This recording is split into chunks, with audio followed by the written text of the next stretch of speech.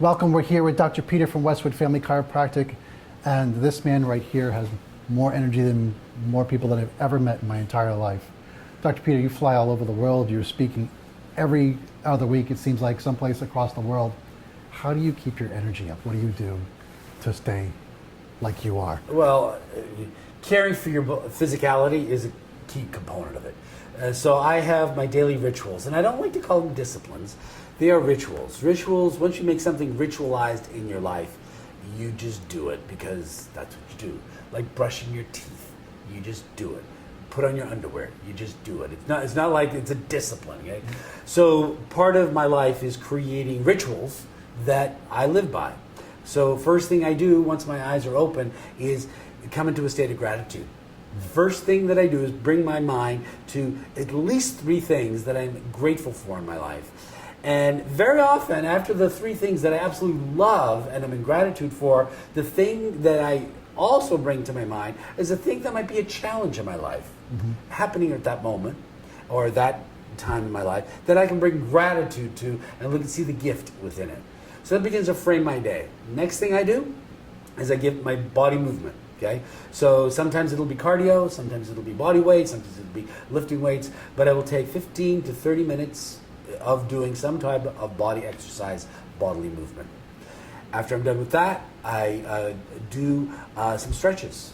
Very conscious. I do a little bit of stretching before that, but at the very end of my workout, I'll take a good 5 minutes or so to stretch, elongate all my muscles.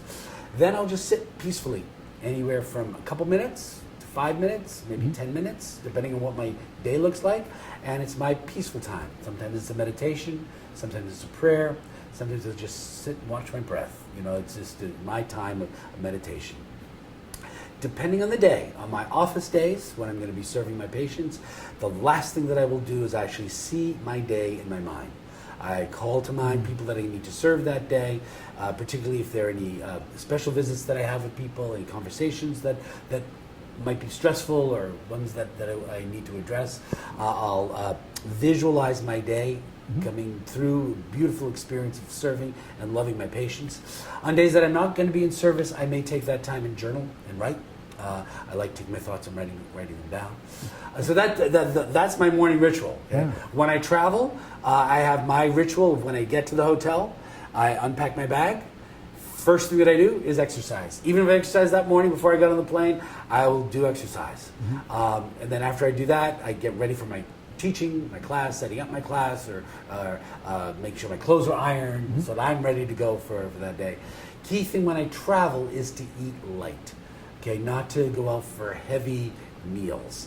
The amount of traveling that I do, I like to eat lighter than, because very often when you travel, you tend to eat foods that are less than ideal. You have less control of it. It's just the nature of it. So I tend to eat lighter, more salads or steamed veggies, fishes more than meats, light on carbs. Tends to be what I'll do when I travel. Anytime I break that ritual, I will feel it. Minimizing alcohol, obviously, and staying very, very, very well hydrated, particularly if you're flying places, to stay very, very well hydrated. All of that said, headspace is such a big part of energy. Okay, the state that we bring our mind to makes a huge difference in the space we hold, the energy we have, and how we influence our world. So one of my great teachers in that, people have heard of him, is Mr. Tony Robbins. I mean, there's nobody that is more masterful at creating state than him and what he talks about. Not that I could ever do what Tony does, but to hold in, no matter what my situation is, no matter all the arrows that have been thrown at me in a given day, all the challenges that might come up, at any moment in time, I can choose the state that I want to be in. Really important for me, if I'm here to serve another being, particularly as a chiropractor, to adjust them. I want to be in the very best state that I can possibly be in, because that person deserves that. It is what I would want if I was the one on the table. So I'm not going to minimize any of that to be totally in the right state to be in service to another person.